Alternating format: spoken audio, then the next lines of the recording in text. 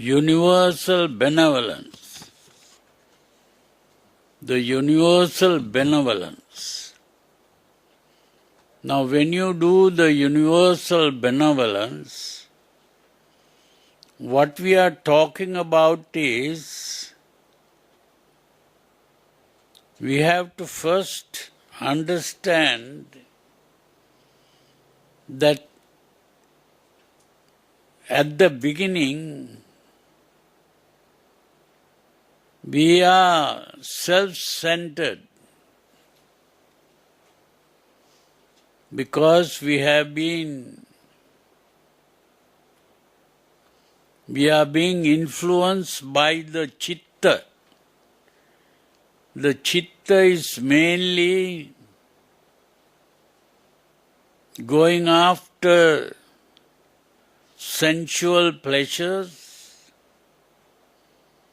hating the unpleasant things, and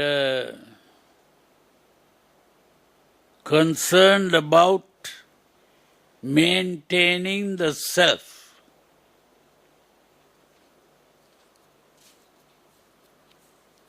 Now it is this that we are trying to overcome. So we have to start from where we are. And where we are is concerned about ourselves. So you start by thinking, may I be well, comfortable, peaceful and happy. May I be well, comfortable, peaceful and happy.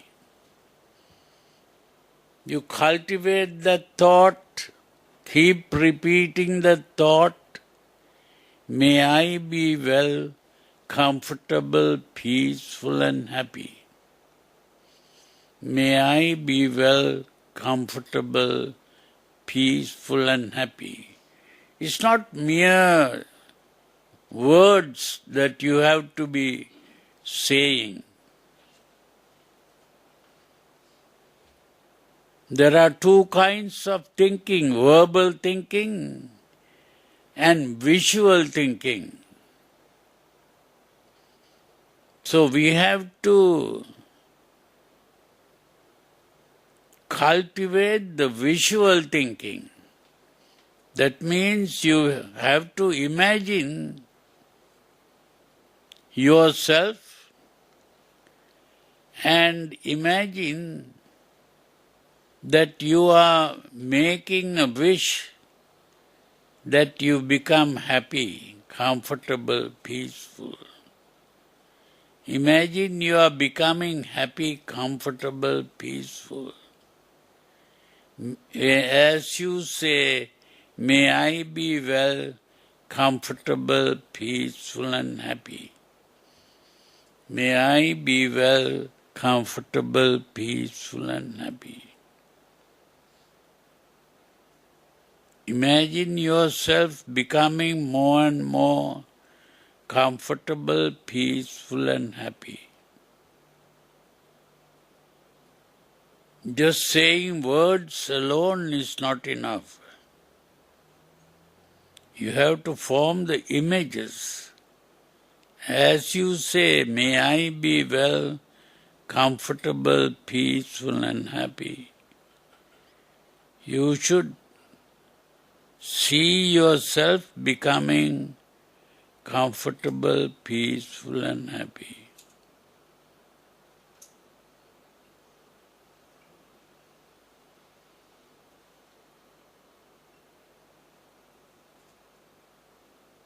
After you have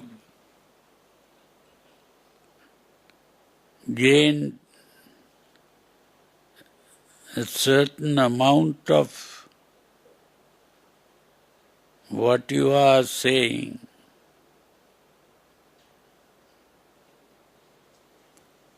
may I be well, comfortable, peaceful and happy. So you have to think like that. You can't be... Now you are not reading the book. Take your book away. You are only thinking. You are not reading. You just think in the way that I am indicating.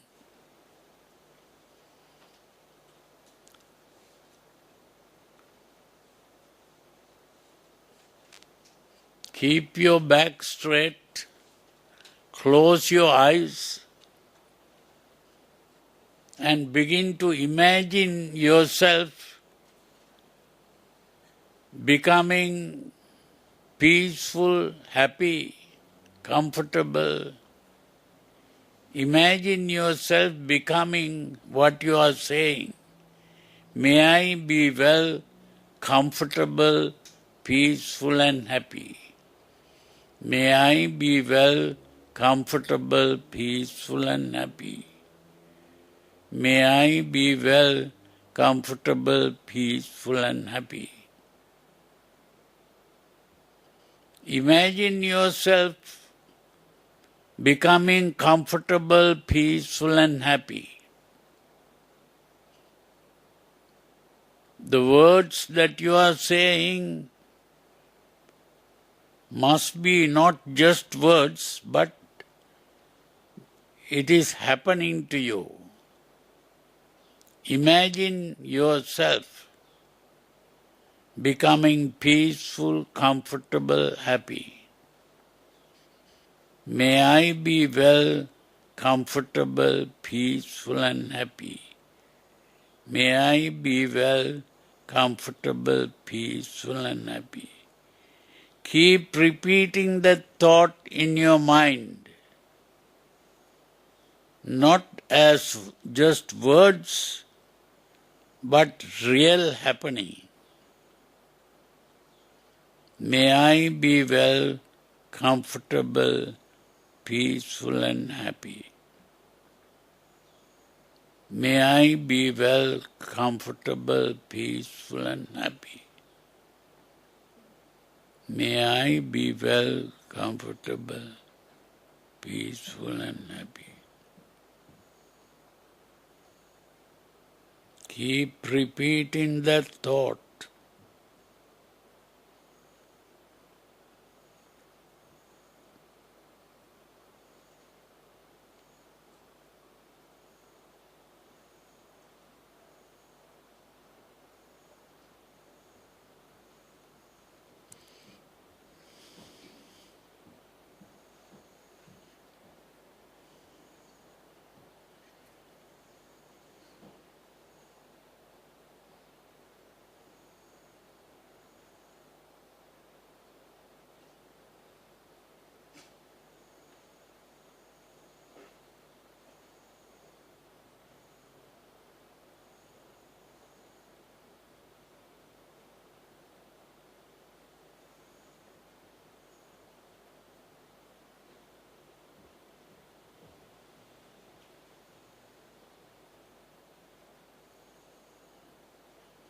Don't imagine that you are unhappy and you are asking God to make you happy. That is not what it is. You are imagining that you are becoming happy. You are doing it yourself. You are not asking someone else to do it for you. You are becoming happy.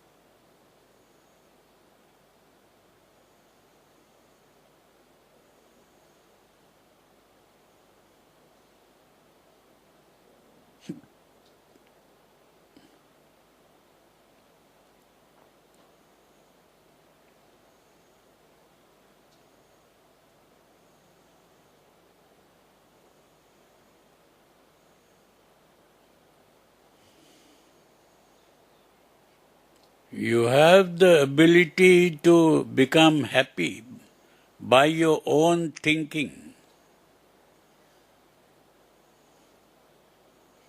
May I be well, comfortable, peaceful and happy.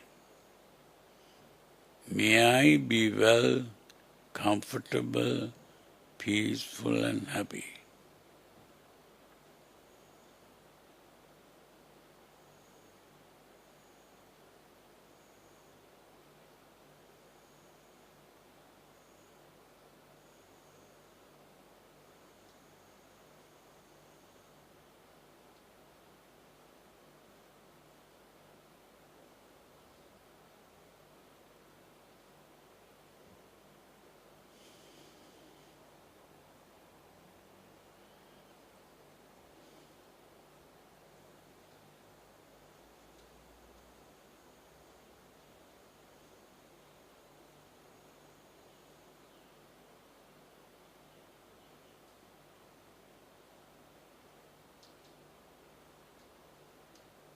Keep your back straight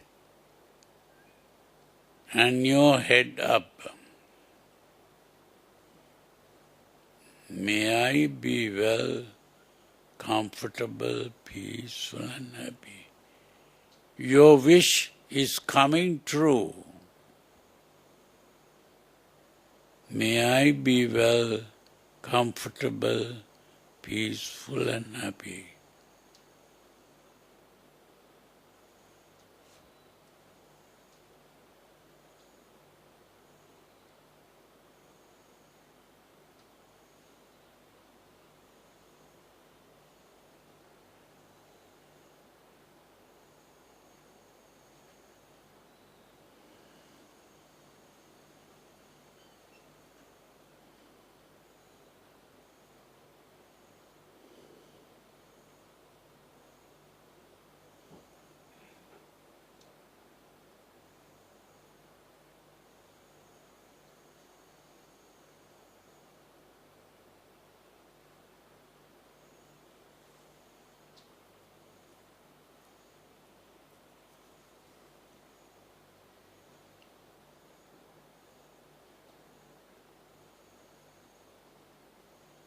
When you feel your mind is fully comfortable, peaceful and happy,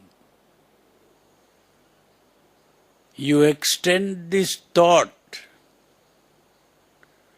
to all beings in this room, just as I should be well, comfortable, peaceful and happy.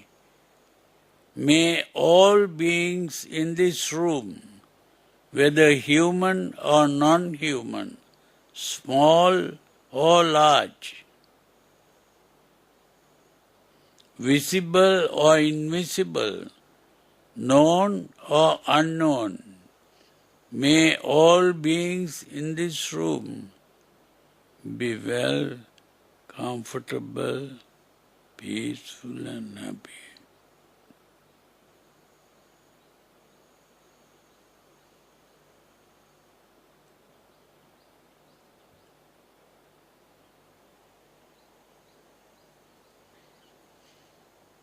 Just as I should be well, comfortable, peaceful and happy, may all beings in this room, human or non-human, small or large, known or unknown, may all beings in this room be well, comfortable, peaceful and happy. Imagine the whole room. Imagine all the beings who are in this room. Everyone. May they all be well, comfortable, peaceful and happy.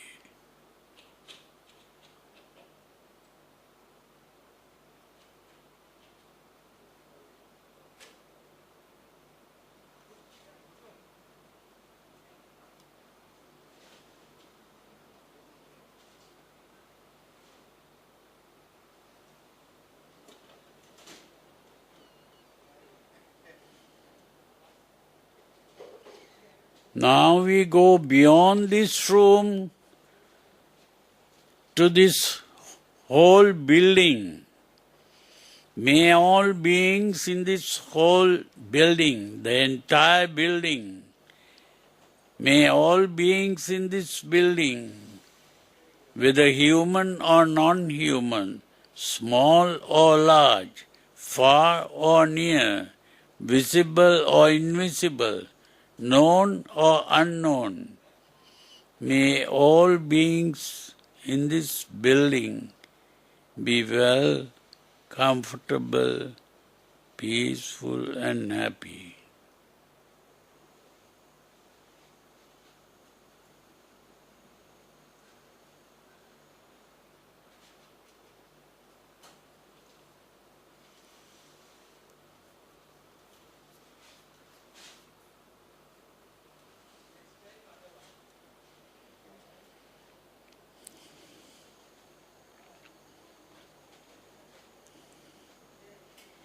Now you go beyond this building to the whole temple premises. All the buildings in the temple premises, may all beings, whether ants or cockroaches or geckos or any being, cats and dogs, may all beings, whether human or non-human, small or large, far or near, visible or invisible, may all beings in these temple premises be well, comfortable, peaceful and happy. May all beings in this temple premises be well, comfortable, peaceful and happy.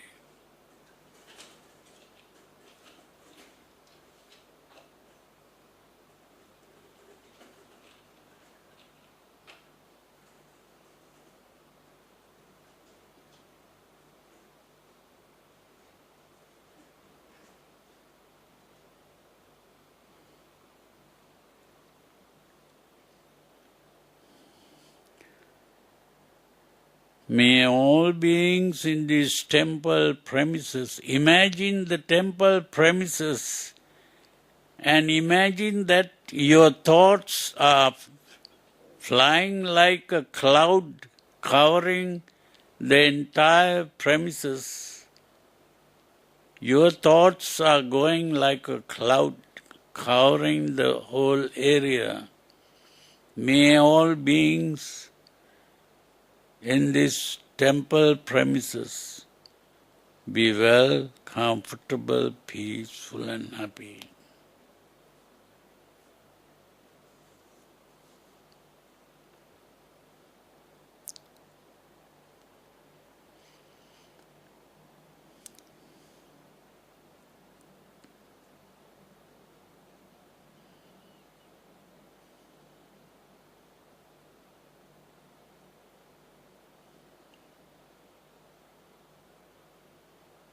Now you go beyond the temple premises to the whole city.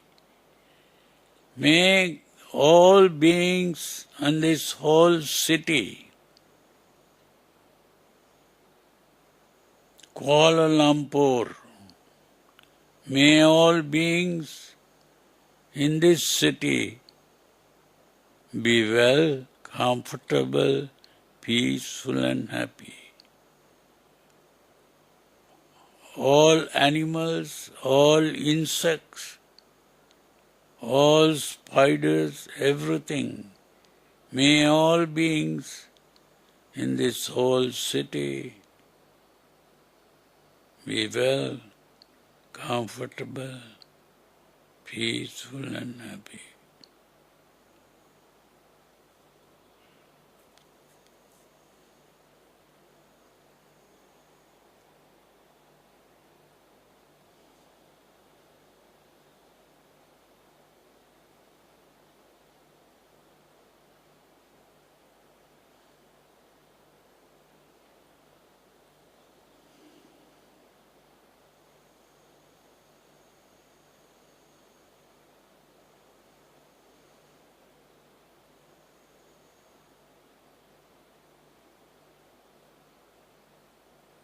Now we go beyond this city to the whole country, Malaysia.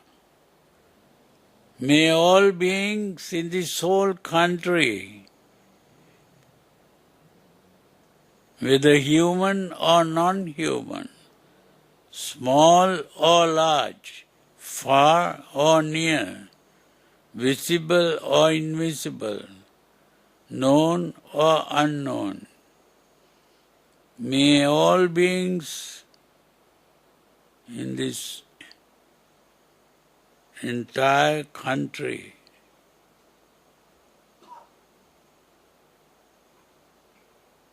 may they all be well, comfortable, peaceful and happy.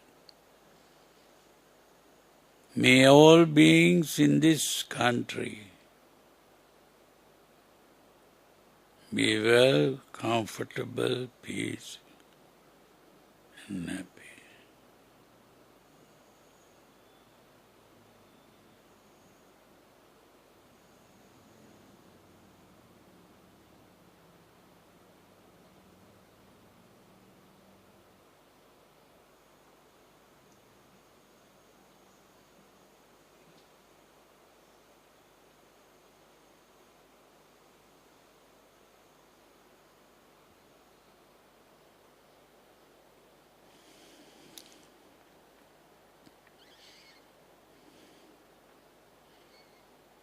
Now we go beyond this country to the entire continent, Asia. May all beings in Asia, whether human or non-human, small or large, far or near, visible or invisible, known or unknown,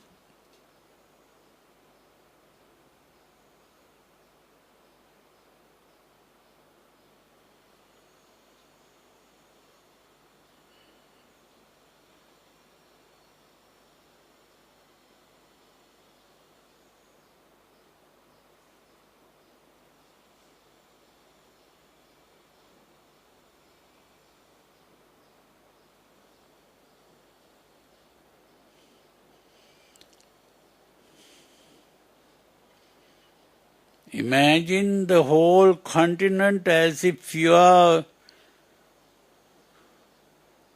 sending a smoke to cover the whole continent. Your mind is going out with all the wishes, good wishes. May all beings be well, comfortable, peaceful and happy.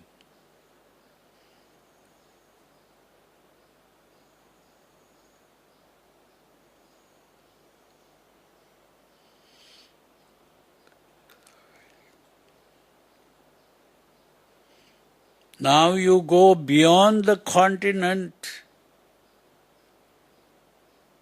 to the whole planet Earth. This planet is like a ball, includes all the countries,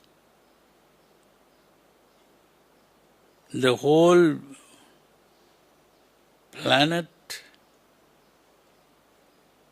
even the waters,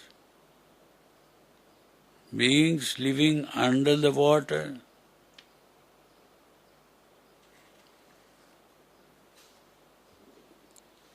May all beings in this whole planet be well, comfortable, peaceful and happy. Imagine the whole planet. Imagine your wishes are going like clouds, covering the entire planet Earth. Now you go beyond the planet Earth to the whole universe, to all the stars, all the planets. May all beings, wherever they may be, north, south, east, west, and in between, may all beings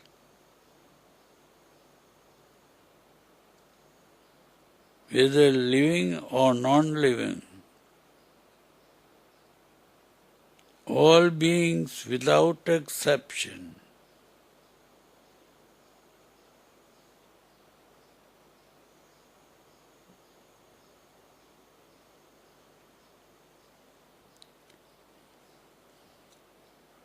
you are going to the entire universe. Your thoughts are spreading like a cloud, reaching every nook and corner of the universe, all worlds, all spheres of existence. May all beings, whether known or unknown, all beings without exception, may all beings be well, comfortable, peaceful and happy.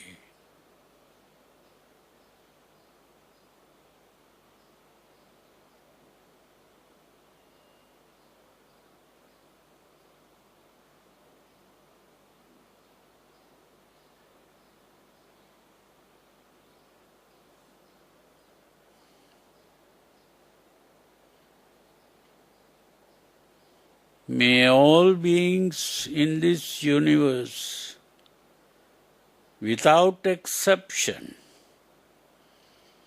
may all beings be well, comfortable, peaceful and happy.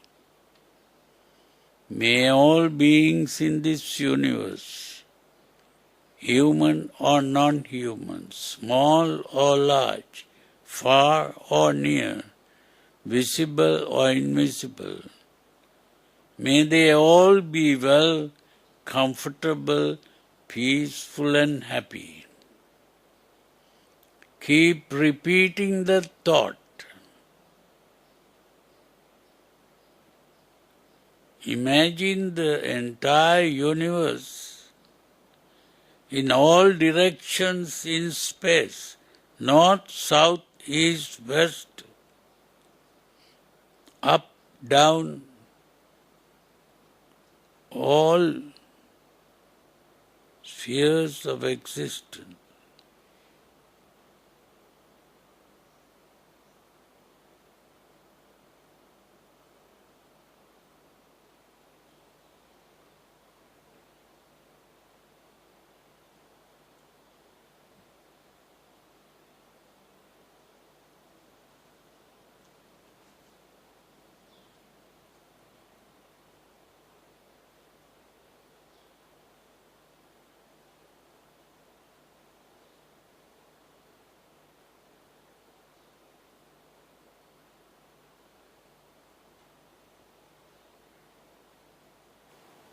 I hope you practice the metta meditation in the proper way. If you practiced in the proper way, you can ultimately gain the highest point. Metta will turn into karuna, karuna will turn into mudita, and mudita will turn into upekkha. And then from upekkha, you become aware of the 5 constituents of the process of perception. And from there, you begin to understand the paticca samuppada. Then you become awakened from the dream of existence.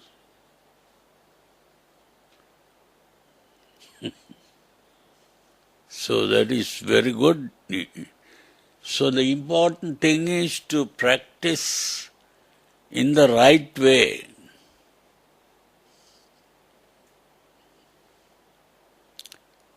You start with beginning to love yourself. First starting point is loving yourself.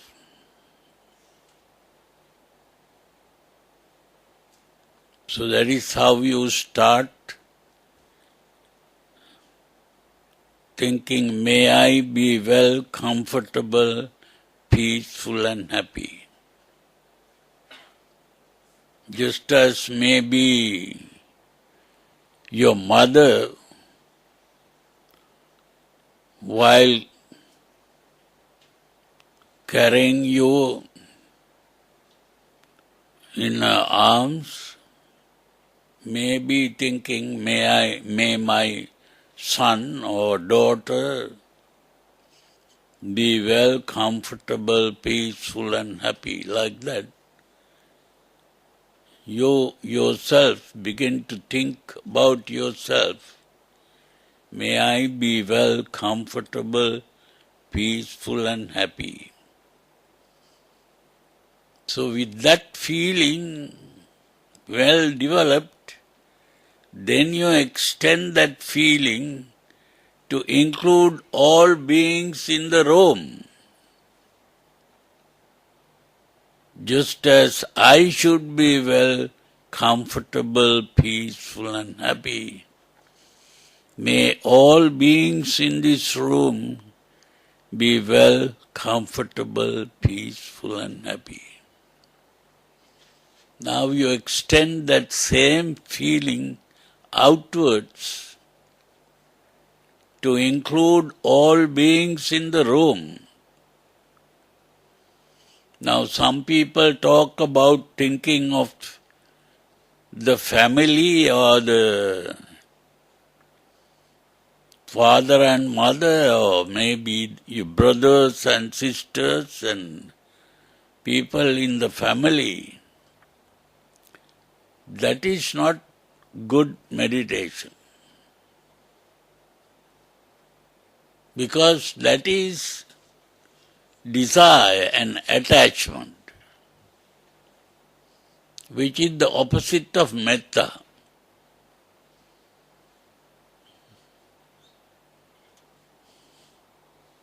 That is not friendliness, that is becoming attached. So, without getting attached, you are going to practice selfless love. That is the important thing here. It is not selfish love.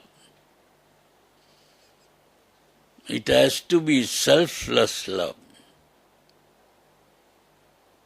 So you are cultivating metta in the proper way. So you don't think of your relatives or your family. You are simply thinking of all beings who may be strangers to you, but you practice metta, love.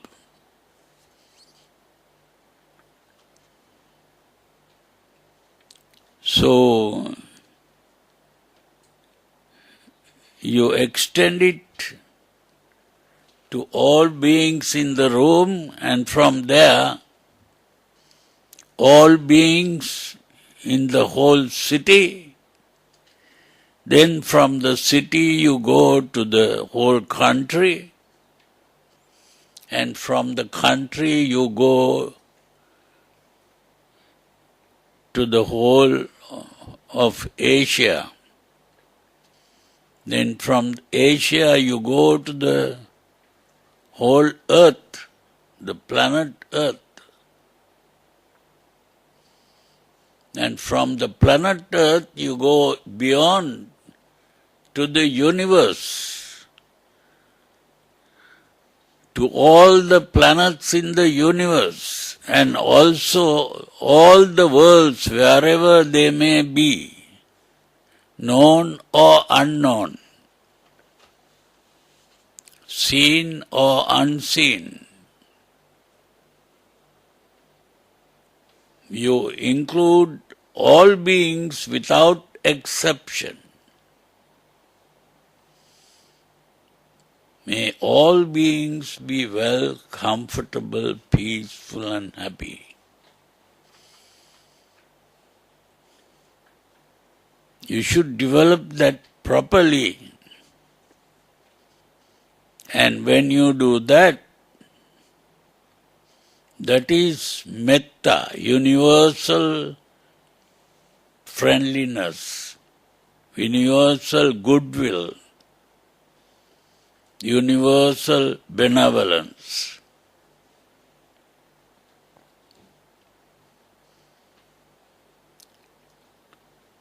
But that is not all. Then you go beyond this to karuna. Karuna is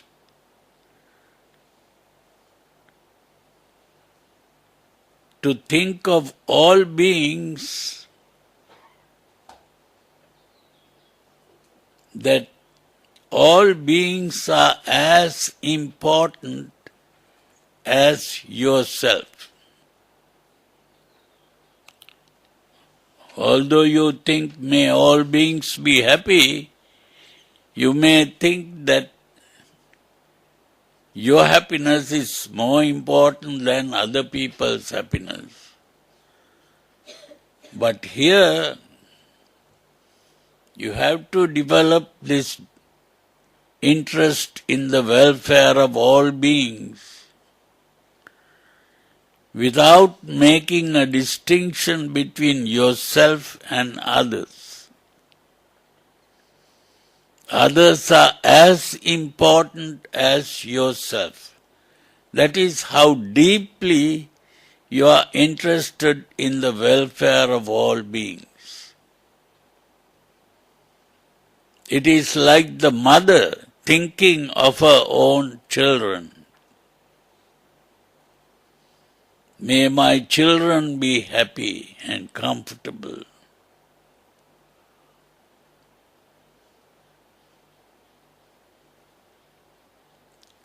So in this way you are thinking of all beings.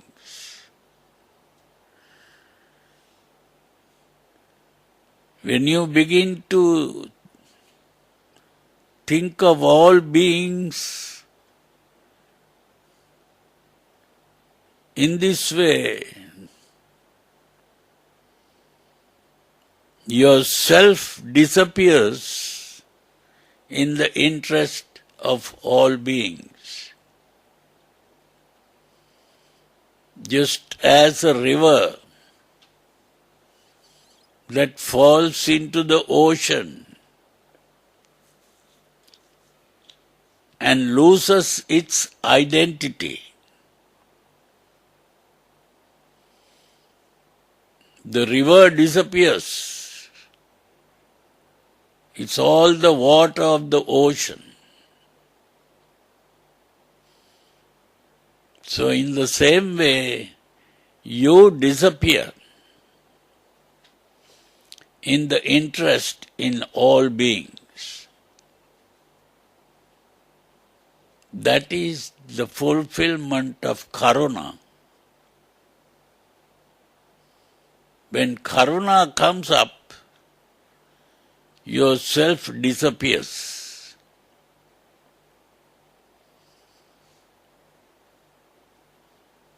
And when the self disappears, all unhappiness disappears. Because all unhappiness is self-centered.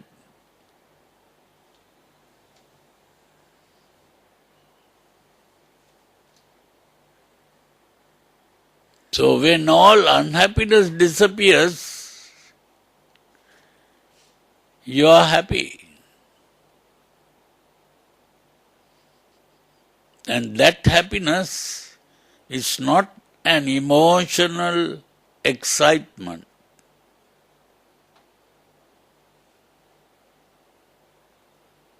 The emotional excitement disappears. The mind becomes calm and tranquil.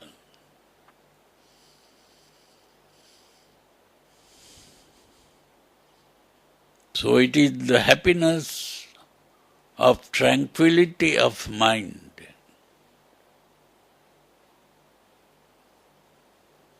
That happiness of tranquility of mind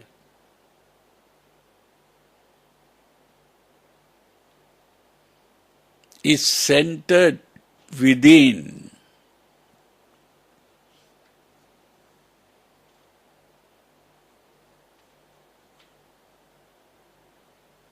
It is not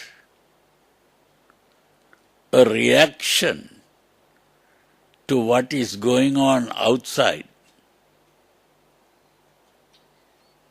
The happiness that is centered within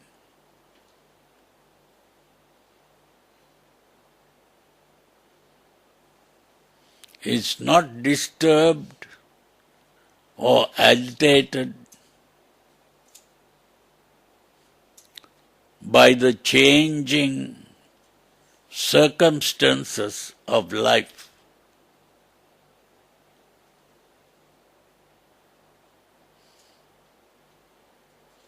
The changing vicissitudes of life.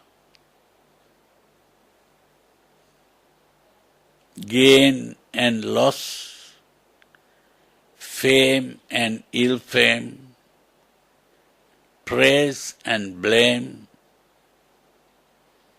pleasure and pain. These are the changing vicissitudes of life. The 8 changing vicissitudes of life. Attaloka Dhamma. Attaloka Dhamma. Your mind is not shaken by these changing vicissitudes of life. The mind is tranquil within, and this tranquility within is focused within.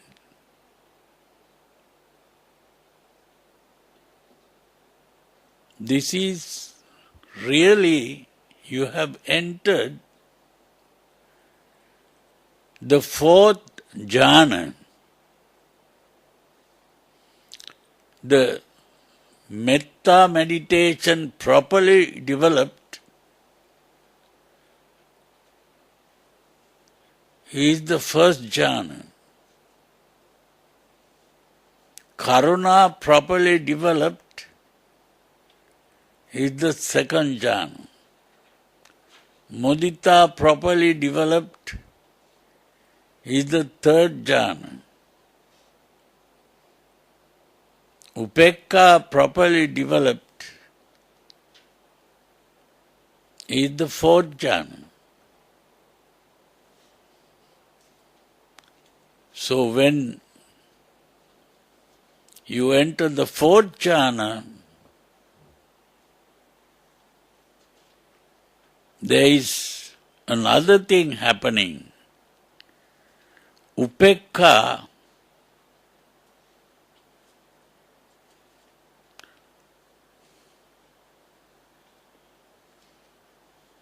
turns into apperception. Apperception means you begin to perceive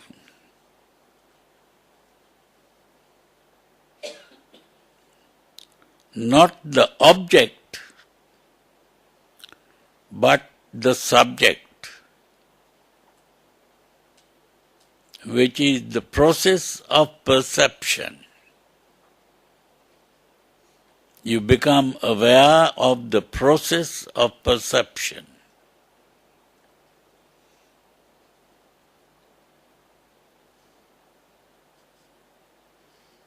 So when you become aware of the process of perception,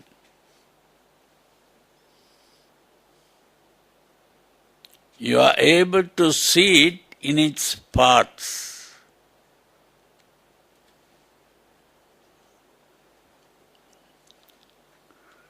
Rupa, Vedana, Sanya, Sankhara, Vijnana. What you see is seen as a picture.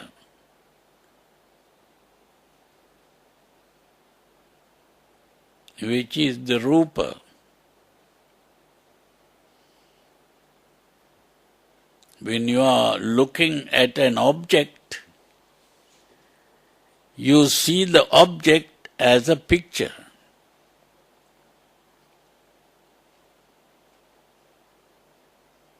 And you begin to see the parts of the picture.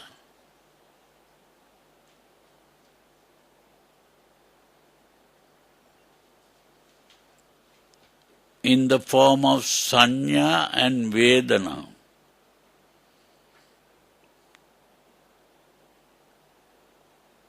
The feelings and the sensation. The sensation is the color and the feeling is whether it is pleasant or unpleasant. It is the color that combines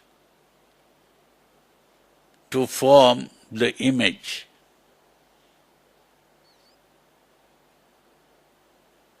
The colors combining to form the image is the construction of the image. The image is constructed.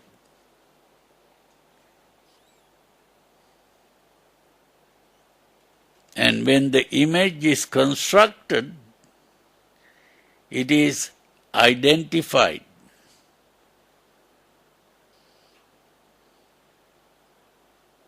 When it is identified, it is given a name.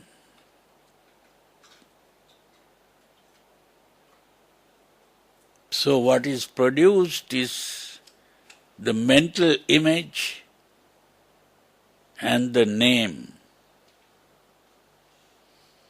Nama and Rupa. So when the process of perception has been produced, you are also producing the mental image and the name.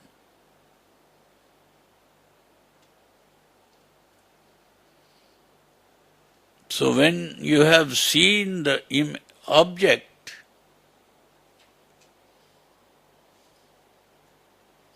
you have only seen with your eyes, but you examine further that image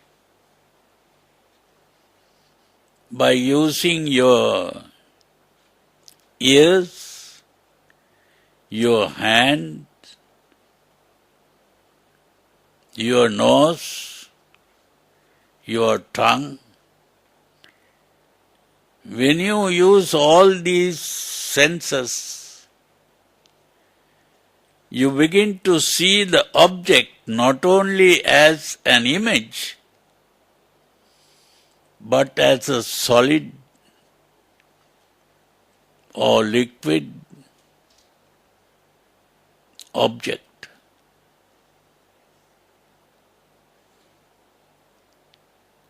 That exists.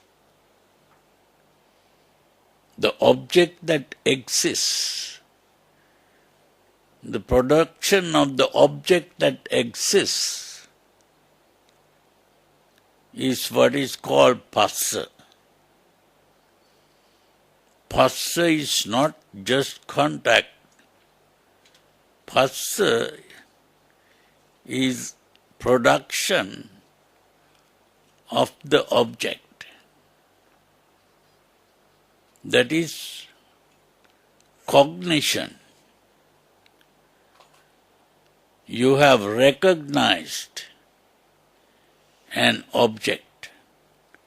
You have cognized an object.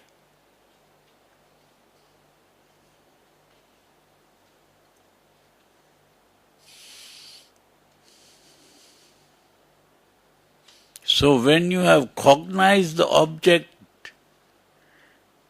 you have produced the object.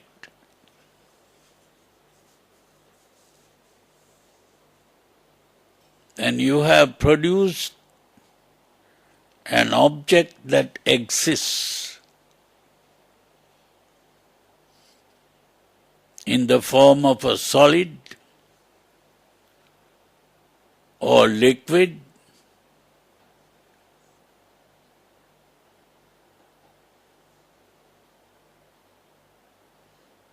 or even a gas,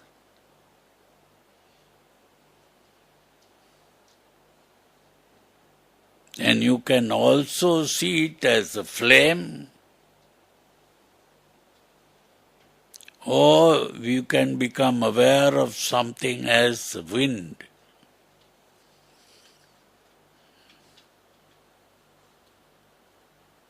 A movement.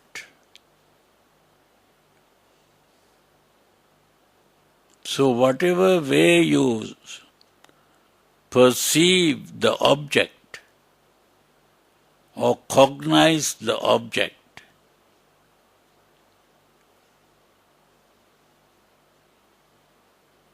you become aware of how it feels.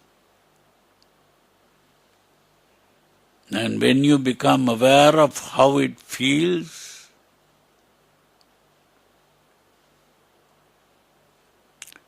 you react to it with the desire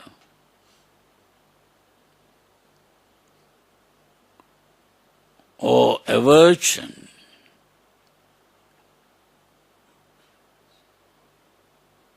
Or just be aware of its existence.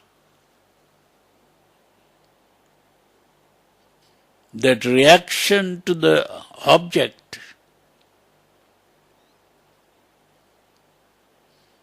produces the subjective experience. You become aware of two kinds of experience, an objective experience and a subjective experience. Then you personalize the subjective experience. When you personalize the subjective experience,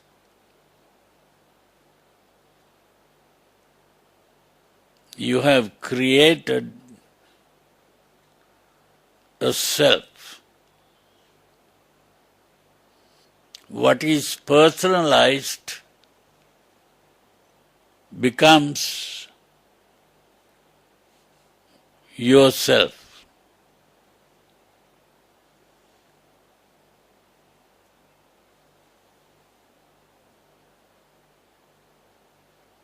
And the self that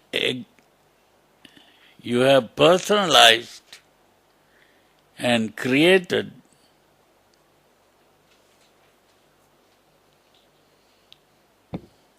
is observed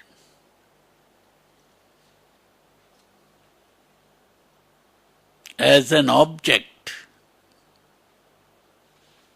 that exists. And that object that exists becomes your body. So it is your body that is personalized. And that personalized body, that personalization is called Sakkaya Ditthi. You have produced a self that exists. When the self exists, it begins to have a past, present, and a future. The past is birth, future is death, and the present is the aging process.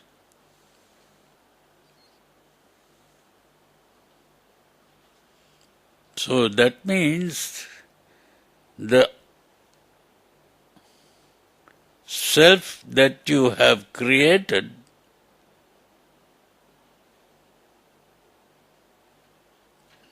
has a birth, old age, and death. With that comes grief, lamentation, pain, depression, and exhaustion. You see, you have created suffering. So the suffering you created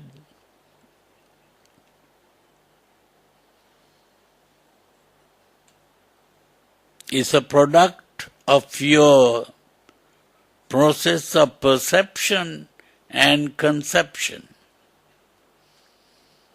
It is not a reality.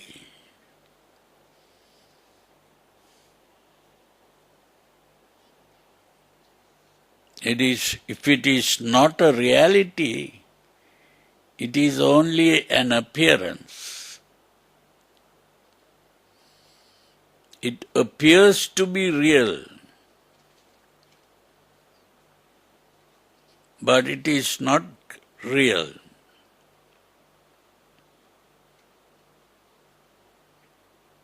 When you have understood this fully,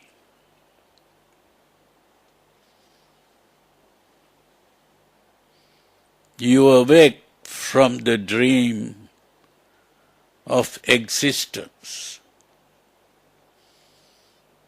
Existence of the world and the existence of a self are discarded. Even time and space are discarded. Time is also a product of this process of perception.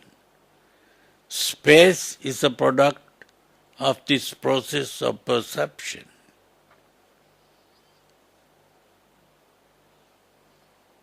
And therefore,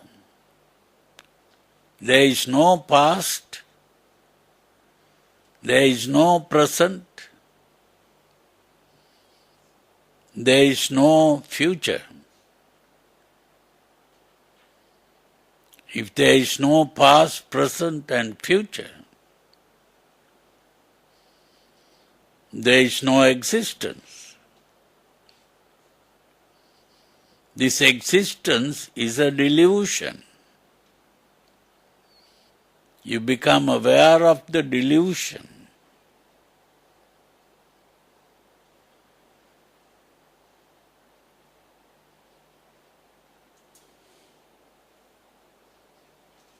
If existence is a delusion,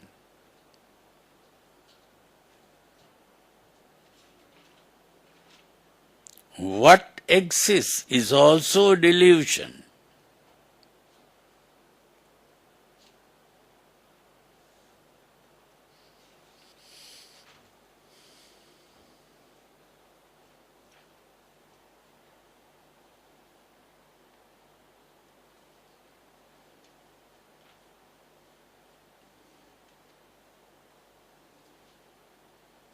So if existence is a delusion, and what exists is a delusion,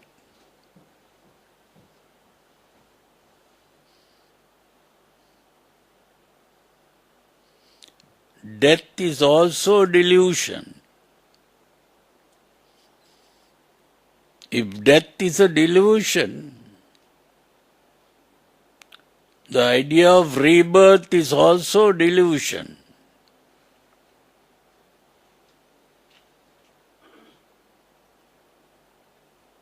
All these are delusions. So all the worries and anxieties are coming from a delusion.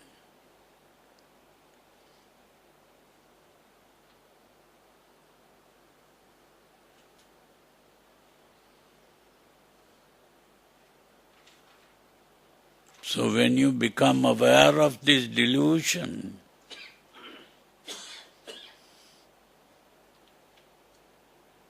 you are free of all suffering.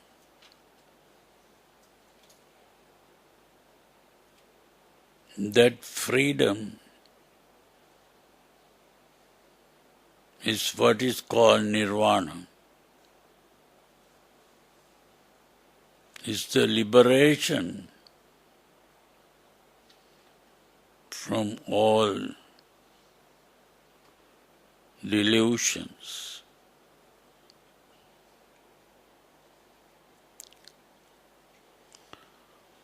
Okay.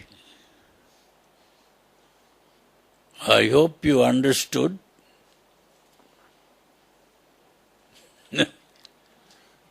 So by practicing metta properly, you can become awakened from the dream of existence.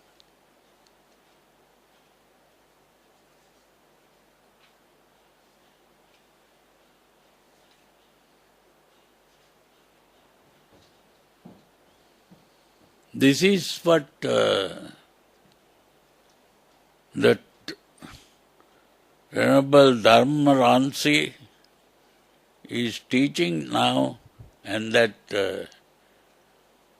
Bhikkhuni is preaching. Where is that? What happened to the Bhikkhuni? Huh? She's there? Yeah? She's... They're in typing, Bhante. Huh? They are in typing at Agachita's place. Oh, I see. They are going to enlighten Agachita. I see. Yeah, the retreat is typing.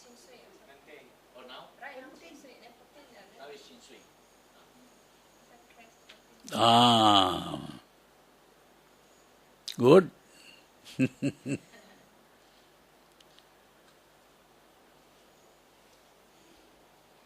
So they didn't go to enlighten the Dhamma Buddha. No. Ah, maybe after that she might go to enlighten Dhamma Buddha. No, Dhamma Buddha is waiting for you to Huh? enlighten him. What's that? You made the appointment already, last minute you cancel it. Dhamma Buddha is waiting for you to enlighten him. But does he want to come and, my going to him, is it tolerated? Well, sometimes Muhammad must go to the mountain. He's in the mountain, so. We can go sometime then. You were the one who cancelled it the last time. We made the appointment already. Did we cancel it? Yeah, you cancelled it at the last minute. The day before, then you say you're not going. Condition. No, we can go sometime. Just give me a date, Bhante. Yeah. I'll see you there. Okay.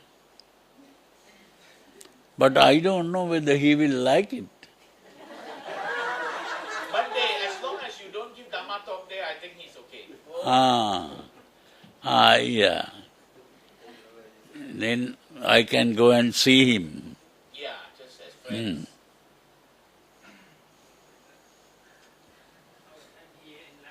No, I mean, Huh? no, he can talk to him personally. Yeah. You don't know what happened the last time Bhante was there.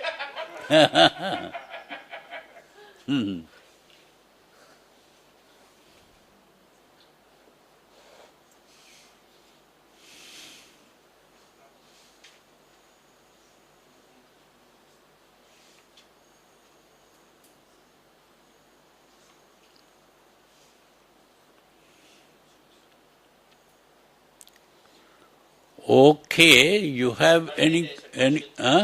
Then Bhante, could we say Nibbana exists? Whether Nibbana exists? Yes. Well, if nothing exists, Nibbana cannot exist either. So Nibbana is not an existence. It is the freedom from existence. Bhante,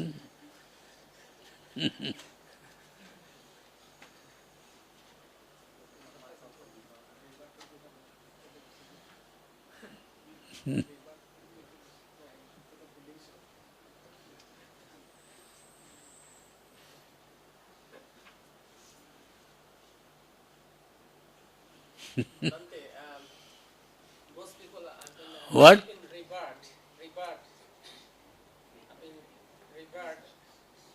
What are you saying? Rebirth. Huh? Rebirth. Rebirth. Yes, Bhante. You're saying that So you want to know rebirth? delusion, then rebirth also is, not Well, if death is a delusion, rebirth is also a delusion. Huh? You don't understand the Panchakanda. Huh? You don't understand the Panchakandas. Yeah, Panchakanda is the process of perception that we just discussed. Bhante,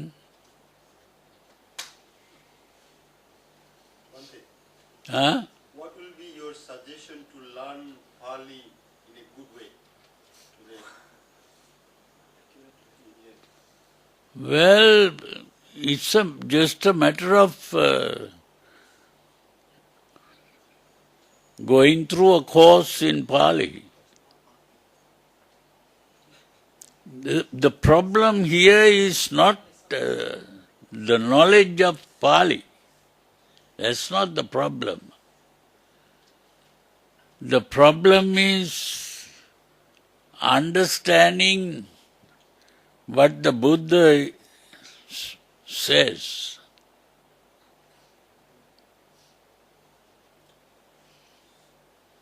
Even if the Buddha spoke in the Bengali language, and you know Bengali, still you won't understand. If you don't understand, you have to. These things are helpful if you begin to understand what is called Western philosophy. Because people, these philosophers in the West, they have been thinking about these things. But one thing I noticed that Huh? one thing I noticed is your Pali root word knowledge is very depth. So you can analyze, you can break up the Pali words. No, that is not true. I am not a very good Pali scholar. I don't know much about Pali. But every time you're breaking up the Pali words, then related. No, this is because I have done some research on that particular word. I don't know every word in Pali. But I take a word and try to find out the meaning of this word. And for that I have to go and look in dictionaries and find out meanings. So how many dictionaries you have?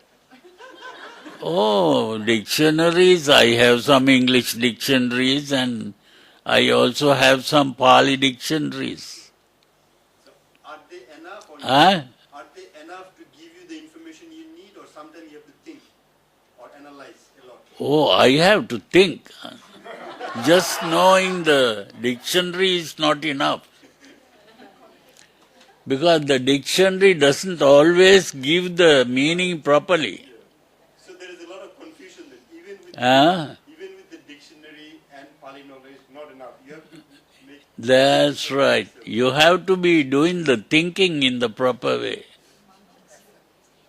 It's only by thinking that you begin to understand this. Bhante, if Huh? life does not exist, how does Pali exist? What's that? If life does not exist, If life does not exist, it's a delusion. It's a delusion. yeah, Then why does Pali exist? Pali? Yeah, Language. we should be focusing on selecting. Pali is a language.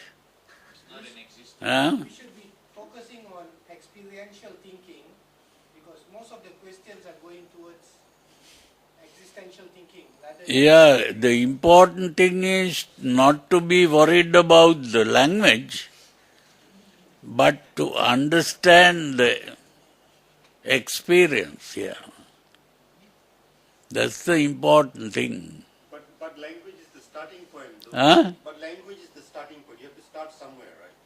language started with pictures. I think studying English is more important for you. Actually, Huh? Actually, a lot of people misunderstand, thinking that Bhante's command of Pali is the greatest. Actually, it was Bhante's command of English that made his translation more precise, because he knew how to choose the right English word, and like introspection, and also cognitive dissonance. That was the one that really stunned me when Bhante said, Vichikicha is cognitive dissonance. I woke up from there, because that was powerful, very powerful. But That's right. So Huh? I have a question regarding this.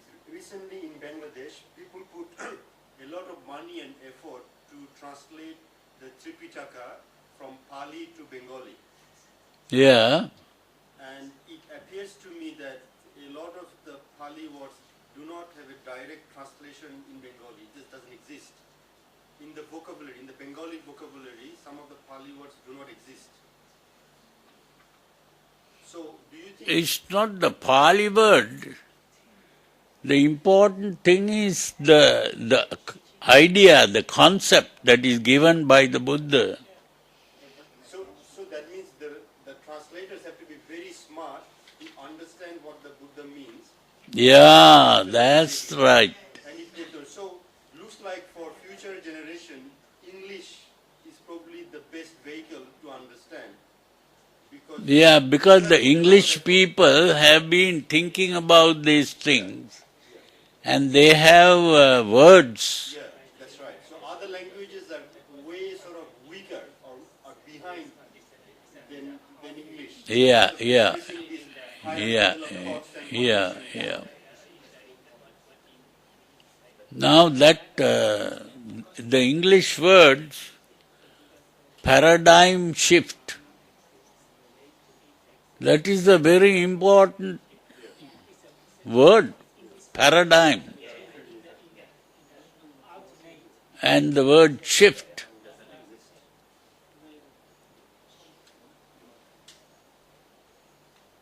So it could be a total waste of Huh? it could be a total waste of time to understand the teaching using Bengali, because the translation could be even more confusing. Yeah, maybe Bengali, I don't know about what the words are, but What about Thai and Simha? some languages don't have those words. Correct, yeah. So it is very important to make use of a language that has been very advanced. Because people who have everything depends on the people who use that language. So,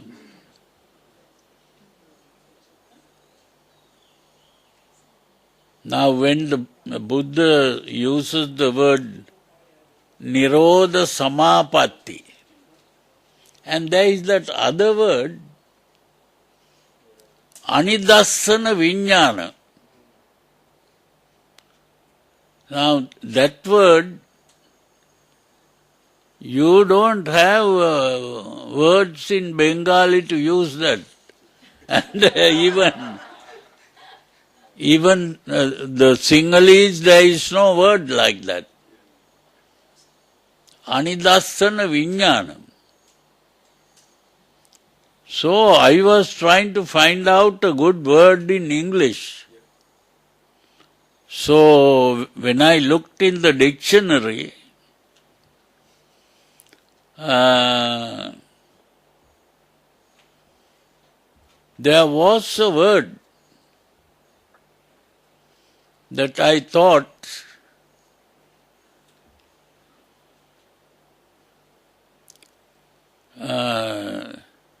you see, there is a word which is called transparent. Huh? What is the meaning of that? Huh? You can see through. But there is another word, translucent. You can still see, but a bit of a shade there. Huh? You can see through, but less like a Less clear. less clear. No, translucent is you see, but you don't see anything. Yeah. You see a little bit of shade, Yeah, that is the thing. Transparent is you are seeing through something. You see through the glass. That is transparent. But when you say translucent, you don't see anything. No meaning. You see it, but no meaning. That is the best word for Anidassana Vijnana. Anidassana Vijnana Anantang Sabbato Phabang. Now those words are very important. And just learning Pali, you can't understand that. Pali people, they may be using all kinds of things, but they don't understand this. My question is, Huh? during Buddha's time, Huh? the people who listened to his sermon, did they understood what Buddha was saying? Because it was their No, not everyone. They can't understand these you have things. to be like really sort of, very knowledgeable in terms of all Yeah. some of these words that Buddha figured out first time. He uttered the words first time. It wasn't in the vocabulary, or it was already. No, that is why there was a man called Bahya Daruchirya. He was a man who was not naked. He was not a naked ascetic. He was wearing these wooden things, pieces from branches and things like that. So he was wearing his not clothes. He didn't have any clothes to wear. But he was having something like a dress, but covered with branches and wooden things. That is why daru chirya. Daru means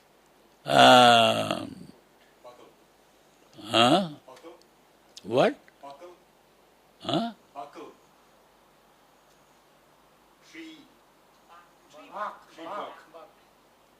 No, these people collect firewood to, when you want to light a fire, all these broken down branches you collect and you set fire to it. Those branches are called daru. Twigs. Huh? What? The Sasman language, it's called darbu. Huh? Darbu. In our language we say daru. You call it daru? Yeah, that is what it is. Daru means the clothes made of firewood, we may say. Huh? So the clothes are made of firewood, and but this man has been meditating, and he had reached a high level of meditation. So he thought he has become an arahant. But his mother died, and the mother became a deva. So from the Devaloka, the mother was looking at this former son, and she saw that this man is going to die soon. And not only that, he thinks he has become enlightened, but he was not really enlightened. So she came and spoke to him. You think you are enlightened, you are not enlightened. The real enlightened person is in such and such a place. Go and meet him soon and learn from him. You are going to die very soon. So he went. The directions were given. So he went and met the Buddha. So the Buddha was going on Pindapata, on his way to Pindapata. So the Buddha said, well, I have no time to talk to you. When I finish my Pindapata, I will talk to you. So he said, please don't do that, because I might die at any moment. So before I die, you should tell me. So the Buddha looked at him, and he could find out whether he is really going to die. And the Buddha saw that he was really going to die. That is true. So he said, okay, then I will tell you. And he said, in the scene, there is only the scene. That's what he said. That means when you see something, there is only the seeing. That is what he said. So this man, so that Now, the important thing is the language. The language is something very clear, no? Now, when you say in the seeing, there is only the seeing. That language, is it difficult to understand that language? So he understood that. But he understood what the Buddha was trying to say because he has been meditating. Because he has been meditating, he could understand. Now other people who hear that, they can't understand what he is trying to say. What he said was, when you see something, you are only seeing the seeing. That means what you see is not there, and who sees is also not there. There is only the seeing. Do you understand? That means there is no person who is seeing, and there is no object that is seen. These are all made up by the seeing. So only the verb.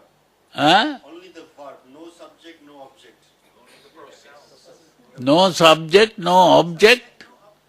There is only the verb. Huh? But the verb is the process of seeing. So he looked at the process of seeing. That is the Pancha Khanda. Huh? So he understood that. Very hot. Huh? Hot? Very hot. Very hot, huh? Very, very hot. Ah, yeah, yeah. I did not believe you. I did not believe you. But in the drinking, there is only drinking. No drinker, no drinker. No, that thought is good. Drinking there is only hot. No, it's not so harmful.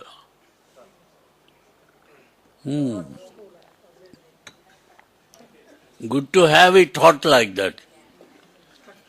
So, The other question, huh? the other question I have is, So the important thing here was not the language, it was not the problem here. He understood the language, but just understanding the language is not enough.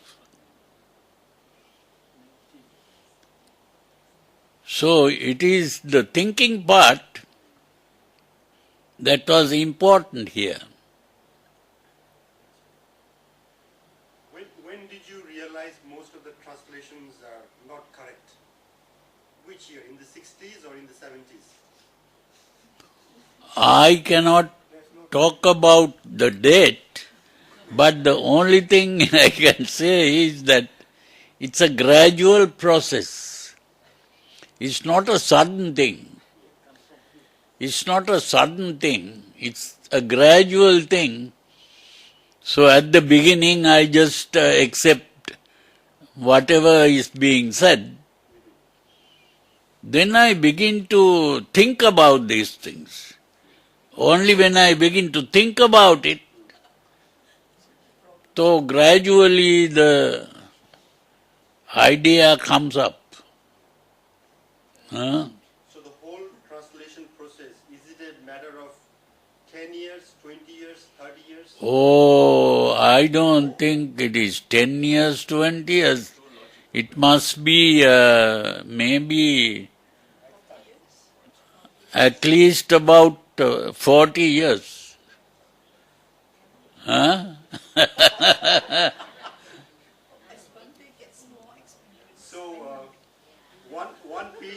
not enough then, right? Huh? One PhD not enough. Bhante already got 2. Yeah. Huh?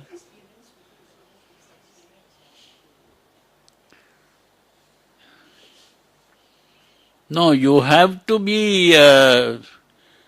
A lot of things came from studying Western philosophy and also Western psychology. And also my own thinking. Yeah. You can't say it depended on Western psychology because there are other people also who study Western psychology. But they didn't understand these things. So for Huh? future generations, Yeah. English is still the best hope, right? What? For future generations to understand Buddha's teaching, English is still the best hope. What is the best?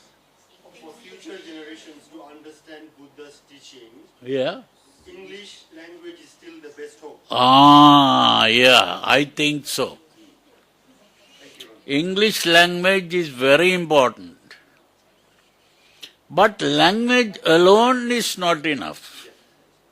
You may have a PhD in English, you won't get this. That is useless. You see, you have to use the language, means you have to study Western philosophy written in English, you have to study Western psychology written in English, but even that is not enough. You have to do your own thinking properly. Your own thinking is very important. Otherwise you can't understand this. Your own thinking is also very important. But certainly you have Huh? your effort made things easier for us. What? Your effort has made things easier for us.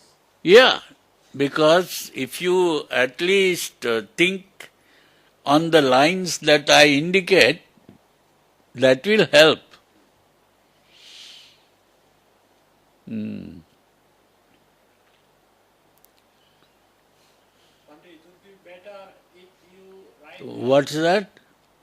It would be better if you write a glossary on the terminology you have used in these 3 books, especially. You mean if you write what? If you write a glossary. Glossary. Glossary. All the terminology you have used in your books. Well, we are engaged in that. We are trying to make a glossary. Then it would be very. So we have already done. I got a monk who is helping me in this making the glossary. But so I am going through that glossary. I have to do a little corrections in that, changes. And when it has been done, then it will be completed. So that also takes time to go through the glossary and make the changes. But one good thing is he is a person who knows about this computer work, and so he has put it in a certain way, because he was doing it in a different place, different computer, which is not the Apple. The computer that I am using is Apple. So, what he made, he sent me through email, and when I get it in the email, I can read it, I can't change it. So there are problems like that. So I had to convert that into another thing. And he was telling me what I should do and how to convert it. But I don't understand the computer things very much. So there was a problem. But then I went to someone in this office and they helped me. Our friend also was there. And somehow I am now able to change some of these things. So, but it's a slow process, yeah.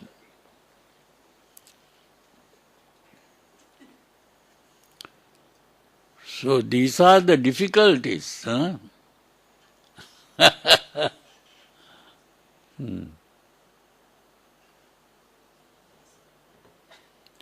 So, yeah, Bhante, this is very great to hear that because what? this is very happy to hear that because usually Here, what? about 80 to 90% of the Buddhist scholar, they say that English language is not enough to translate the Pali word. 80 to 90% Buddhist scholars say that. That's very enlightening to hear from Bhante. What did you hear from me? Huh?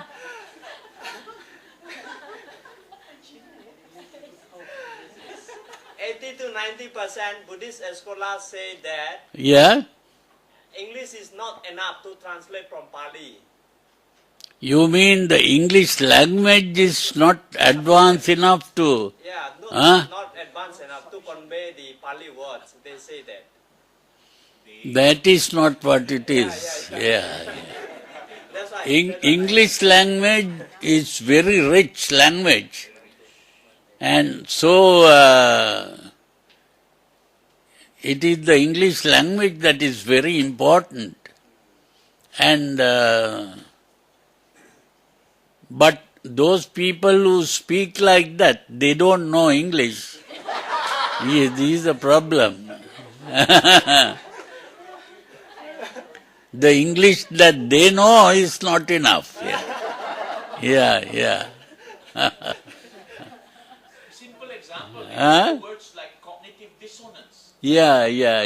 Not because the word doesn't exist, but they don't understand. Yeah. To be fair, Bhante, Yeah. Dukkha doesn't have English. No, English is a very rich language. It's enough to explain it, but with the right words. There are somewhat not enough English. Bhante, Yeah? English has one great advantage because in disguise, English inside is holding Latin and Greek. Latin and Greek. Inside, English has adopted good amount of Latin and Greek philosophy. Oh, yeah. So that's why it's rich. But so English itself is a structure, but it's the Latin and the Greek that made it so rich in terms of expressing, a lot of good thoughts for last. Yeah. All these philosophers in the West started from Greece, no? Yeah, that's right. Yeah. Then the Latin. It's the Greek philosophers. But the important thing is that English is a language that has done wonderful things also, no?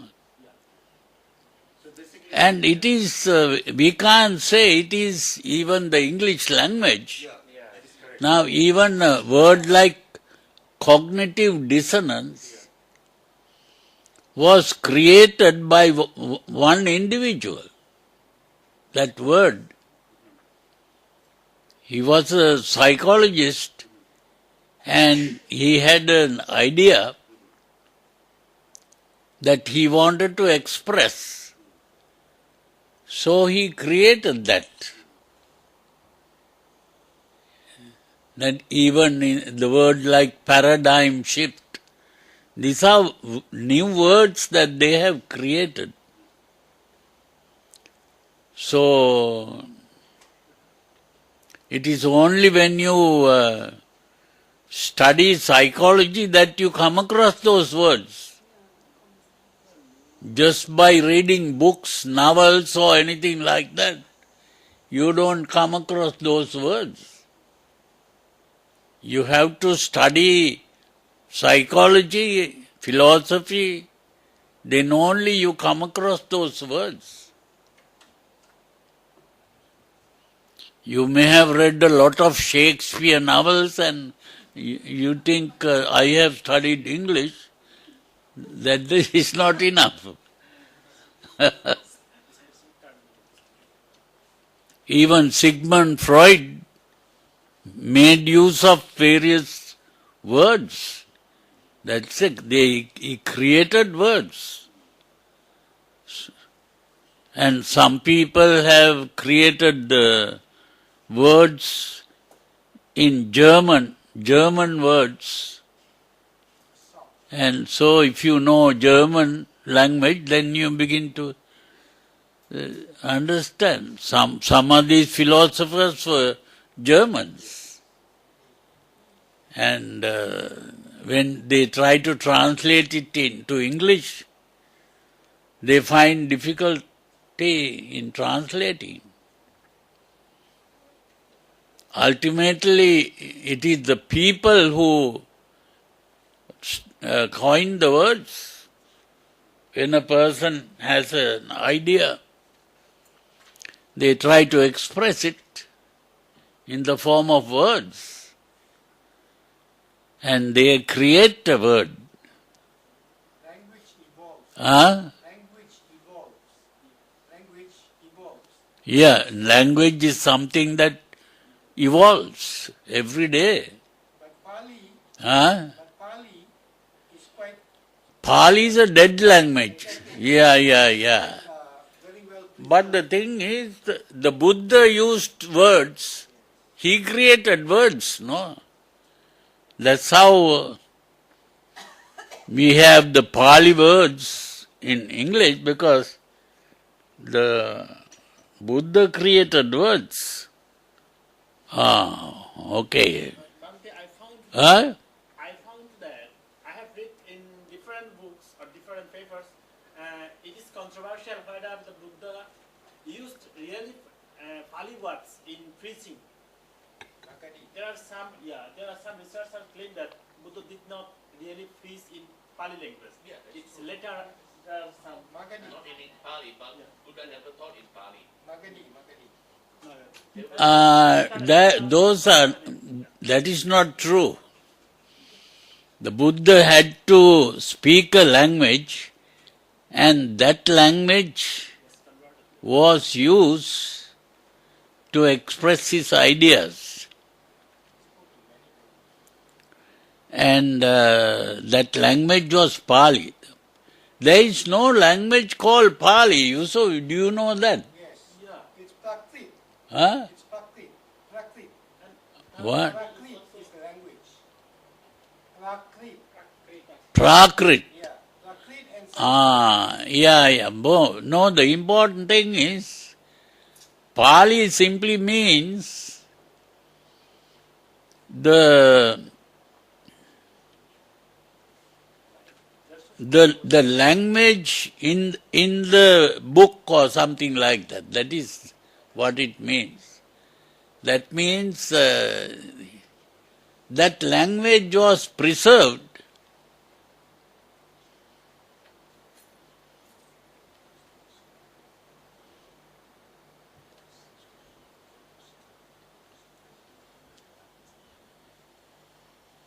That language was preserved to express the ideas. So it is the language that the Buddha used. That saying that the Buddha spoke in a different language and that is not true. Because the Buddha wanted the disciples to continue the ideas expressed by him, and that language was preserved. That's why the Buddha didn't even use Sanskrit. Because at that time the main language was Sanskrit. The educated language was Sanskrit. He didn't use that language because that Sanskrit can be changing. The Pali is not a language that cannot be changed. So that language was preserved. That is why the word Pali is something like the preserved language. What is the meaning? Huh? What is the meaning of Pali? What? The term. What is the meaning of Pali? Likewise, No. Pali means the Pali is like it's like the word Pali simply means how can I say it? Simply it's like the statement. It is like the stated language. If you put a word like that, some researchers claim that huh? there was a place. Huh? Some researchers claim that there was What? Some researchers claim that there was a place named Palwan. And No, that is all nonsense. No. from the place name, No. That is not true. No, this is a special language used by the Buddha just to preserve the teaching. The Buddha knew all these things that can happen.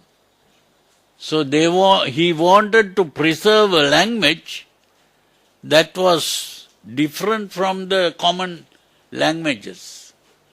This was not a common language. was Pali his mother language? Huh? Was Pali his mother tongue? Buddha's mother tongue was Pali language? No. This is not the mother tongue. No. This is a special language used by the Buddha. Created by Buddha has created it. Huh? Buddha has created it. What? Does Buddha created the Pali language? No, you can't say created, but it has to be a language that has been used to some extent, because there were many languages in India at that time, not one language. But the Buddha had to use a special language that can be understood by many people, but at the same time a language that contains the teachings of the Buddha. This is very important. Some claim Huh? that Pali is a language for the common people. That is not true. Because Buddha they didn't discriminate, only preaching his Dhamma to the royal. So because he taught to everybody. So that's why common people also should have the knowledge of Pali. I don't know, that way maybe. That time also it was That is not true. standardized language. Otherwise they, Pali was later it was standardized. yeah, just leave it. It's not that big problem.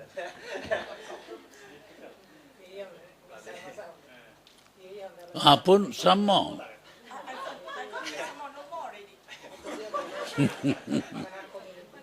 Bhante, Huh? the Nalanda University in India is regarded very famous, right? But according to your calculation, by the time Nalanda was established, the real teachings would have already gone away, right? To some extent, you see, the real teaching lasted only about 100 years. Nalanda came very much later. That's correct. So, but they carried the scriptures. This is what you can call scriptural language. Pali, even the word Pali means something like the scriptural language. That is why. So he had to preserve a scriptural language so that otherwise this can keep on changing, no? So the scriptural language doesn't change. That is why they had to have a thing like that. Buddha was very clever about this. He knew how to preserve the teaching. So what is the relationship between Nalanda and the Vajrayana tradition? Because they say a lot of the, like some of No, I told you that the original scriptures were preserved and it lasted 100 years. It was after 100 years that what is called the Second Council came up. And the disciples at that time, the monks, they wanted to change the Vinaya rules. And the senior monk said, no, we cannot change the Vinaya rules. So they said, then we'll take a vote. And they took a vote. Who won? Those who wanted to change won. So the seniors said, okay, then you, in that case, you change, we are going to separate from you. We want to preserve the original teachings. So those people who changed the Vinaya rules gradually began to change the teaching also. So gradually the teaching became interpreted in different ways. And even the language began to change. So this is why the Theravada preserved the teachings.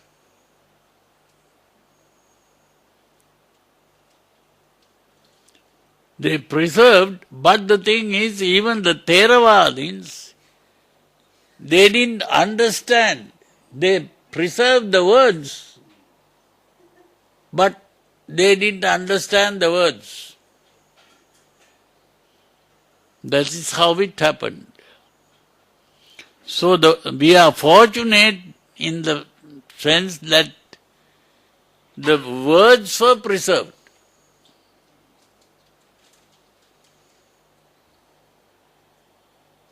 So we need some good,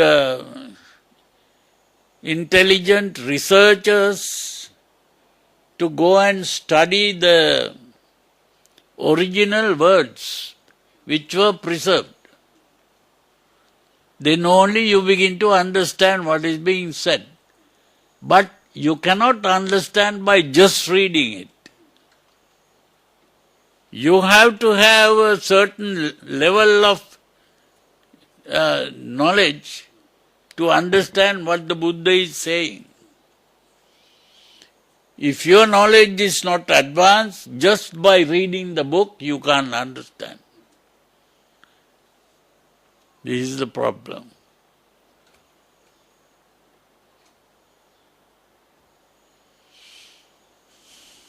So that is why the language is not the problem. Problem is your intelligence and your knowledge. That is the important thing.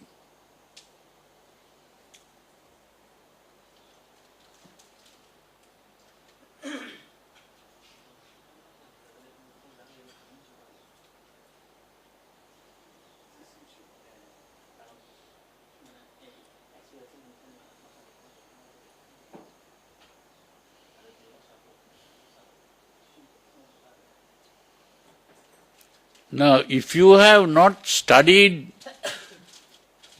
physics properly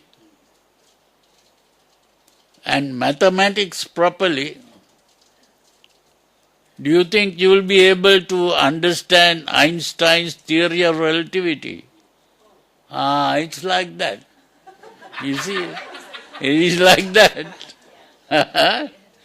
Your knowledge has to increase to a certain level to understand what the Buddha is saying. Just by being able to understand the language, by just learning the language, you cannot understand. Bhante, in Huh? San Francisco, US, there is a place called 10,000 Buddhas, the Temple of 10,000 Buddhas. They have a panel of more than 300 translators doing translation. What is he saying? Huh? San Francisco. Bhante, you know of Master Suan Hua? Master Suan Hua is the Maha. I have heard, yeah. His headquarters is in Huh? His headquarters is in San Francisco. He's what? His headquarters. He has a temple. The main temple is in San Francisco. San Francisco. Yes, just Uh-huh. outside San Francisco. Uh-huh. And there are 300 people doing translation there. On Translating what? The Buddha scriptures. They may be translating, but we don't know whether they understand.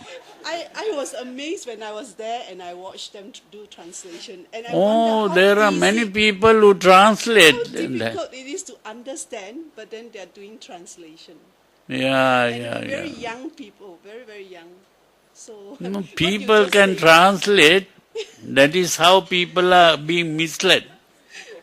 That's why what All those translations means this is not like translating a story. Now, if it is a story, it's very easy. If you learn the language, you can translate the story.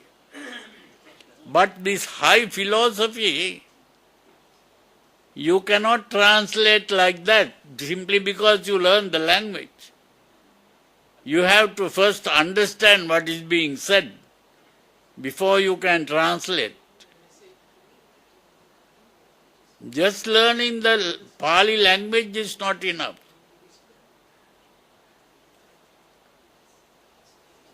So, yeah, You see, so huh? thank you, Bhante, for highlighting this. It's a very important point. Huh? It's a very important point, the translation. Yeah. It's a very important job. Now, this is why I got hold of this. This is Mahasi Sayadaw.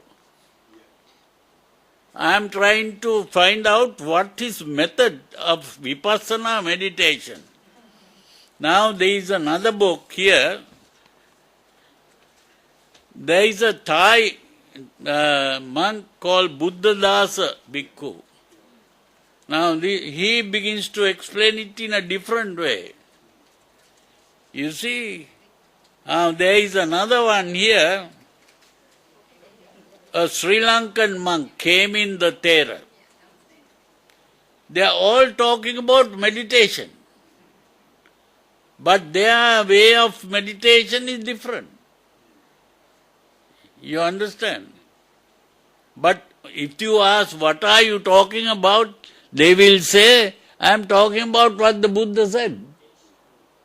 So everyone is saying they are talking about what the Buddha said.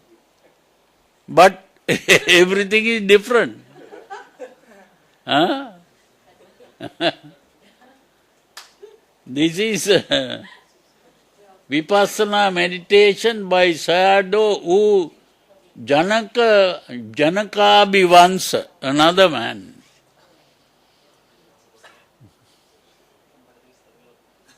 So, like that, there are so many books.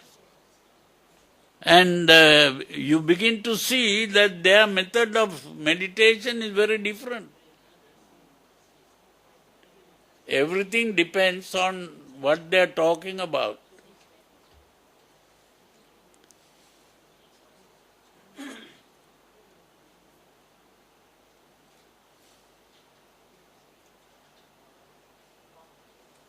So just knowing the language is not enough. Language is not the problem. The problem is your level of understanding.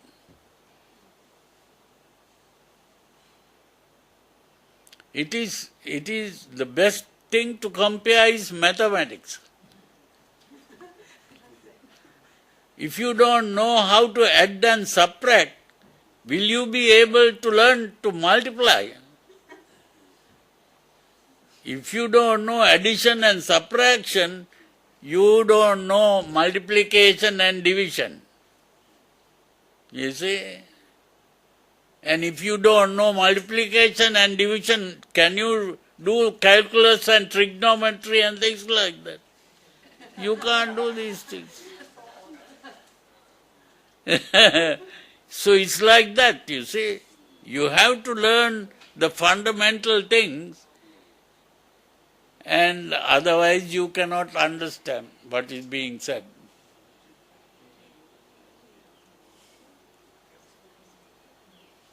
Bhante, Huh? why did a lot of Buddhist universities have missed psychology and Western philosophy in their syllabus? What's that? Why did a lot of current Buddhist universities Ah. have missed psychology and Western philosophy in their curriculum?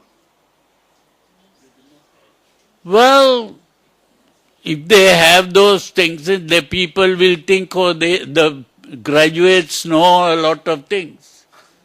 Yeah, that is all. That is all. If you want to have a university that is well considered to be a good university, then you must have all those subjects and deceive the public. That's the main thing. If you deceive the public, you can sell your things well. Otherwise you can't sell it. Now I was reading a book written by some kind of professor in Sri Lanka. And this professor is a monk, a Buddhist monk. So he is writing the book and trying to say, he says that the common Buddhism that people are talking about is all wrong. And he is presenting the right Buddhism. So I read that to find out whether what he says is true or false. So what I found was that he has misunderstood many things. He says his argument is that the Buddha, he went and learned from Alara Kalama and Uddakarama Putta. And what he learned was the jhanas and these meditation states. But he found that the jhanas are not going to enlighten him. So he gave up all that. And then he went and sat under a tree. And then suddenly he became enlightened. So for his enlightenment, the samadhi was not at all useful. So he thinks that he has to throw away samadhi and just take the Four Noble Truths and read the Four Noble Truths, think about it, then ultimately he will be enlightened. So there are so many people like that who think that they have understood.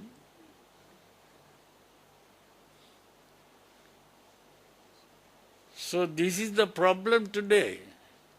There are many people who come out with various kinds of ideas.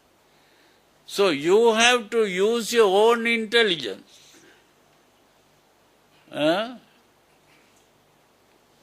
It's only by using your own intelligence. Even during the time of the Buddha, the same problem, no? There were many people. There were 7 kinds of teachers in India at that time. And Buddha was just only one person. So these 7 kinds of people were teaching 7 different things. So only the people who are able to think and understand that began to understand what the Buddha was saying. So even at that time, the same problem. You have to understand by using your own intelligence. Only that way you will be able to understand it. You can't just learn a language and then begin to understand. Language is useless for this. In Bangladesh, in Bangladesh, sometimes the monks go to the jungle. Yeah, anyone can go to the jungle, no? Yeah. Sometimes a lot of the common people think that monks that come out of jungle know everything.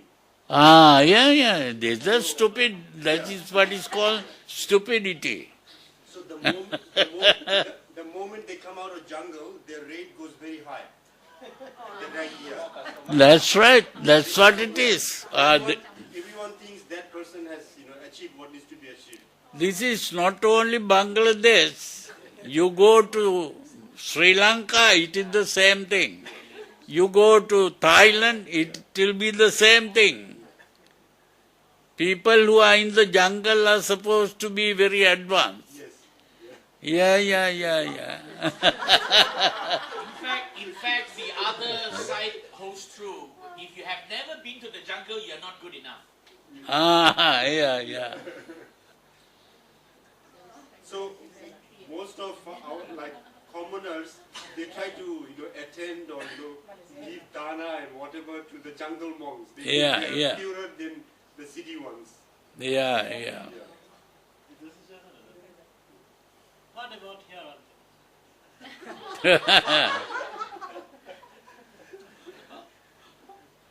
Here is also went to jungle and come out with achieving everything what he desired.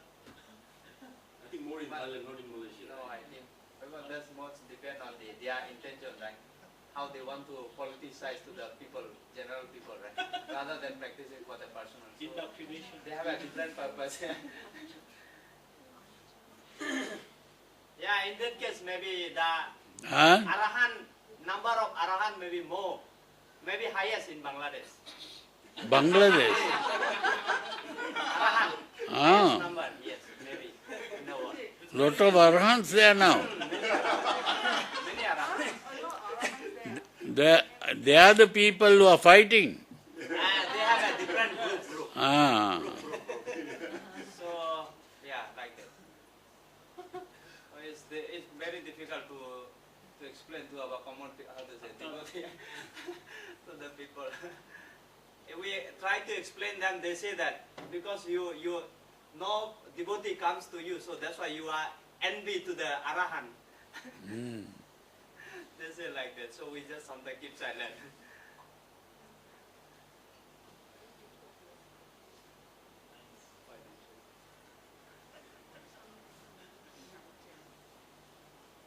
So this is all the problem.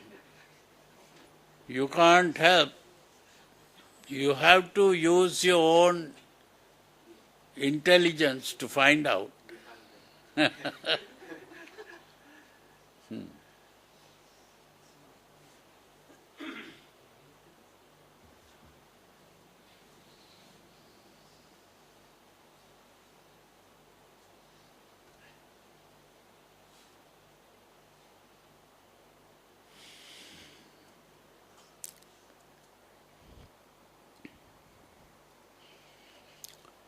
Okay, now no more questions, huh? It's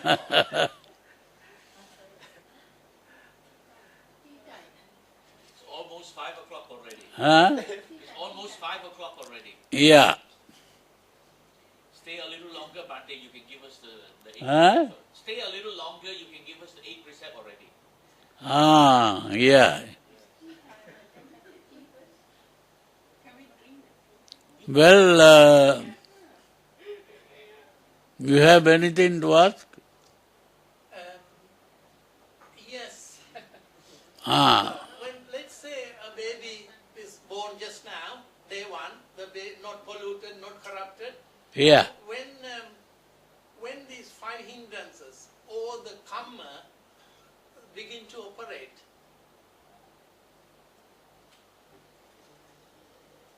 are we born When is the karma begin to operate? a karma and this 5? I was told that we all born with 5 hindrances, inherited 5 hindrances when we were born. Is that true? No, these are not inherited things. It is simply that normally people are caught up in this. You have to understand, there was this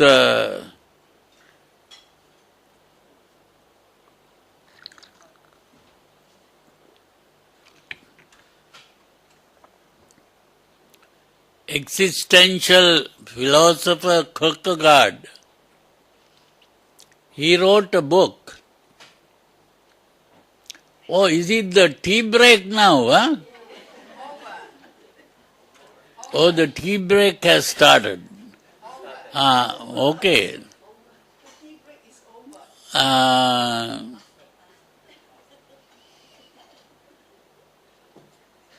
The important thing is that this Kierkegaard was saying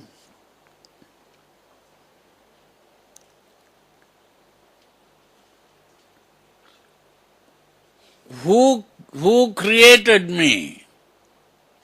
How was I born? I didn't know why I am born. And what is going to be my future, I don't know. I don't know how I was born. They never asked me whether I want to be born. So, he said, every person who is born has a problem. And that problem is that we cannot get what we want as we want. And we cannot get rid of what we don't want. So, this is the big problem. And also, that we are all going to die. We don't like to die. We begin to grow old, fall sick, and die. So what can we do about this? So that was, he asked this problem. So it is the same problem that Prince Siddhartha was talking about. But he was a Christian. So ultimately he thought and began to think and thought the human being is not able to solve this problem. So only thing is to take the leap of faith and ask God to solve the problem. So that was his solution, you see. So,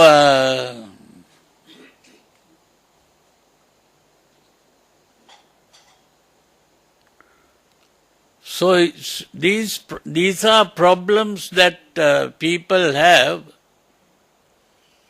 So this is the thing that the Buddha pointed out, that there is no other way. We are born into the problem, and the only way is to learn to. That's why he pointed out that he examined what we call the mind. What is it that we call the mind? And it was he who began to understand that we are born with 5 senses: the eye, the ear, the nose, the tongue, and all that. And it is through the senses that we are able to become aware of a world outside. And then not only that, we have a brain to think, and so we form ideas and interpret whatever is perceived, and according to the way we have interpreted, we react to these things, and that is how we become emotionally agitated, and according to the emotional agitation, we begin to act. And this is the biggest problem. So the action itself can create more problems. So this is the way with life. So it is only by learning to not to be carried away by our emotions, and we have to gain control over our behavior. And then we have to learn to calm the mind, not to get emotionally agitated, and then begin to think in the proper way. It is only by thinking in the proper way that this problem can be solved. That is the meaning of Sila, Samadhi and Panya. So we have to get the help of the Buddha here. And the Buddha is not able to do anything. What he can do is only teach people how to do it themselves. Because each person has to do it by oneself. Other people can't help.